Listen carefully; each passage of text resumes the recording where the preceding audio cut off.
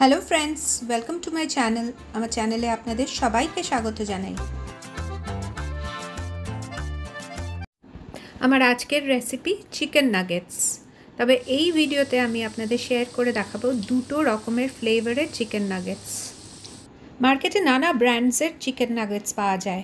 বাড়িতে বানালে যেমন ইকোনমিক্যাল হয়, আর তেমনই আপনি জানবেন যে আপনি ফ্রেশ চিকেন আর বাকি ফ্রেশ ইনগ্রিডিয়েন্টস দিয়ে টাটকা টাটকা নাগেটস বানিয়ে আপনার প্রিয়জনকে খাওয়াতে পারছেন। তবে চলুন দেখে নেওয়া যাক আজকে আমি নাগেটসগুলো কিভাবে বানিয়েছি, আর বাজারের থেকেও অনেক অনেক টেস্টি হবে, এটা আমি আপনাদের গ্যারান্টি দিয়ে বলতে পারি। প্রথমেই আমি 4 পিস পাউরুটি নিয়ে নিয়েছি, আর এই পাউরুটির সাইডসগুলো মানে ক্রাস্টগুলো আমি ট্রিম করে দেবো। আপনার ইচ্ছে করলে এটা রাখতে পারেন, তবে আমি এখানে ট্রিম করে দিচ্ছি। আর এই পাউরুটিগুলো আমি অ্যাড করব নাগেটসের মধ্যে। পাউরুটিগুলো অ্যাড করলে যেমন একটা বাইন্ডিংও হবে, তাছাড়া এটা একটু জুসি আর সফটও করবে নাগেটসগুলোকে। পাউরুটিগুলোকে টুকরো করে নিয়ে আমি একটা মিক্সার জারে ট্রান্সফার করে নিয়েছি, আর এগুলোকে ক্রাম্ব করে নেব। ব্রেড ক্রাম্বসটা কিন্তু ফ্রেশ পাউরুটি দিয়েই করবেন, বাজারে কেনা ব্রেড ক্রাম্বস কিন্তু ইউজ করবেন না। আর দ্বিতীয়ত এটা একটা গ্রাইন্ডার বা মিক্সার জারেও করতে পারেন, তবে খেয়াল রাখবেন যাতে খুব ফাইন ক্রাম্ব যেন না হয়। নাগেটসগুলো বানানোর জন্য আমি 500 গ্রাম হাড় ছাড়া চিকেন নিয়েছি, আর চিকেনের টুকরোগুলো আমি মিন্স করে নেব। তো এটাও আমি ট্রান্সফার করে দিয়েছি মিক্সার জারে। আপনার ইচ্ছে করলে বাজার থেকে চিকেন কিমা নিয়ে এসেও এটা করতে পারেন। চিকেনটা ব্লেন্ড করার সাথে সাথে আমি দিয়ে দিচ্ছি 1 গোছা ধনেপাতা, 2টো রসুনের কোয়া ছাড়ানো, আর একটা ডিম। ডিমটা একটু বাইন্ডিং দেবে, আপনারা স্কিপও করতে পারেন, দিলে পরে কিন্তু একটু এক্সট্রা টেস্ট আসবে।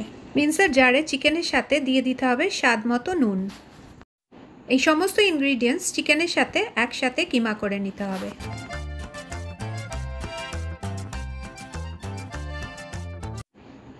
চিকেনটা কিমা হয়ে গেলে এর মধ্যে দিয়ে দিচ্ছি আগে থেকে করা ব্রেড ক্রাম্বসগুলো।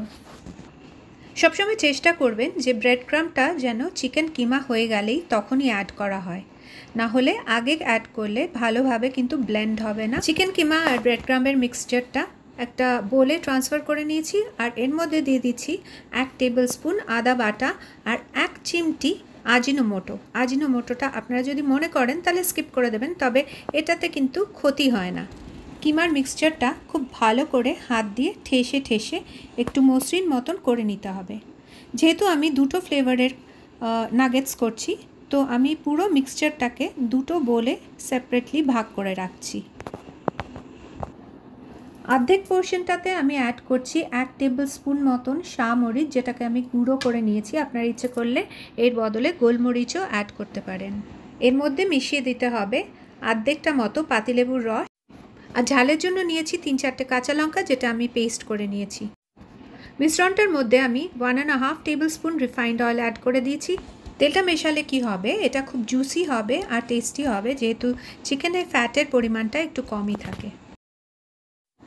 এবার দ্বিতীয় ভাগটার জন্য আমি পেঁয়াজ মেশাবো, যার জন্য 2টো পেঁয়াজ কুচি করে নিয়েছি, যেটাকে আমি একটু বেরেস্তা মতো করে নেব।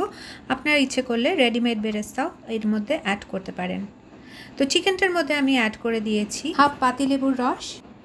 ঝালের জন্য এখানে দিয়েছি 1 চামচ লঙ্কা গুঁড়ো, 2 টেবিল স্পুন দিয়েছি প্যাপ্রিকা, আপনারা কাশ্মীরি লঙ্কা গুঁড়ো দিতে পারেন এর মধ্যে, 1 চামচ ধনে গুঁড়ো, 1 চামচ জিরে গুঁড়ো, আর তার সাথে দিয়েছি পেঁয়াজগুলো যেটা বেরেস্তা করে রেখেছি, ওটা একটু হাতে ক্রাশ করে এর মধ্যে অ্যাড করে দিয়েছি।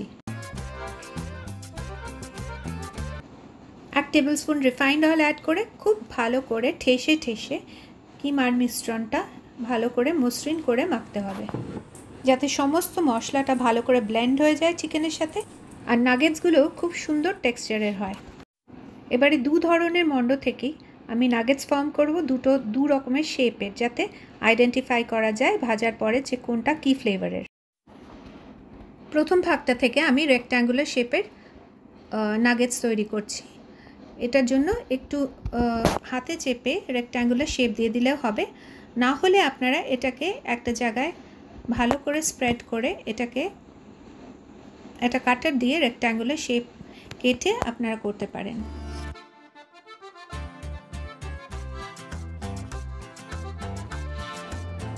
তন্দুরি ফ্লেভার মন্ডোটা থেকে আমি তৈরি করে নিচ্ছি হার্ট শেপ নাগেটস।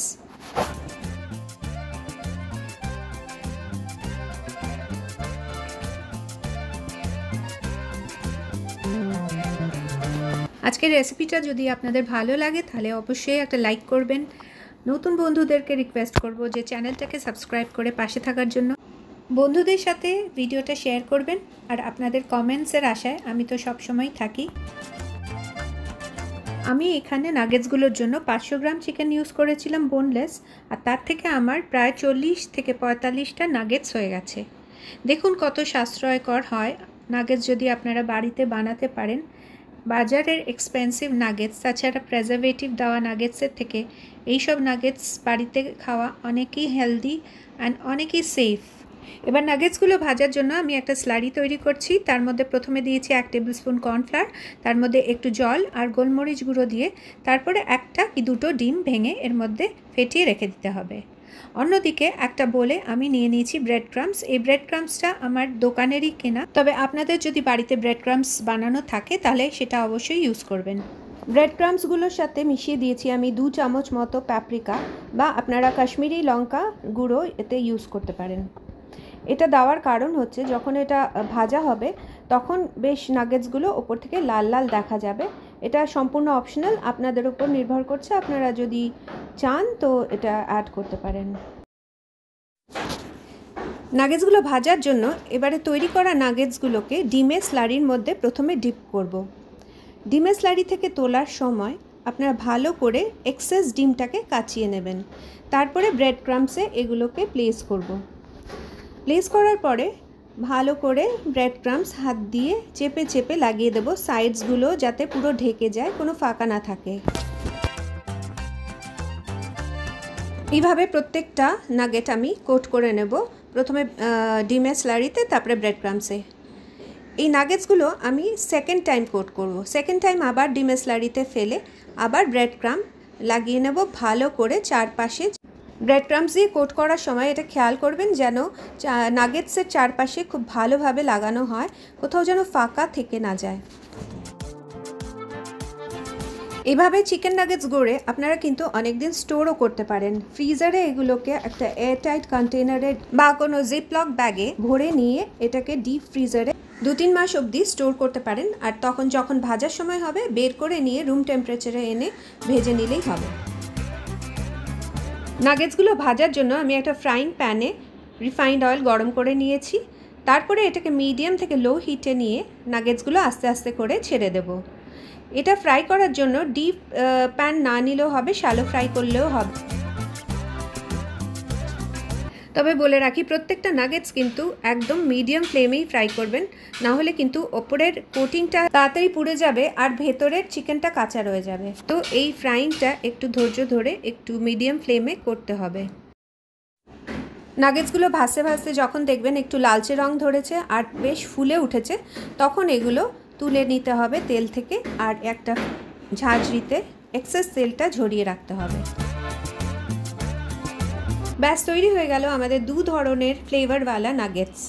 আপনাদের একটা ভেতর দিয়ে ভেঙে দেখাচ্ছি। দেখুন ভেতরটা একদম ভীষণ সুন্দরভাবে কুকড হয়ে গেছে আর বাইরেটা হয়েছে তেমনই ক্রিস্পি।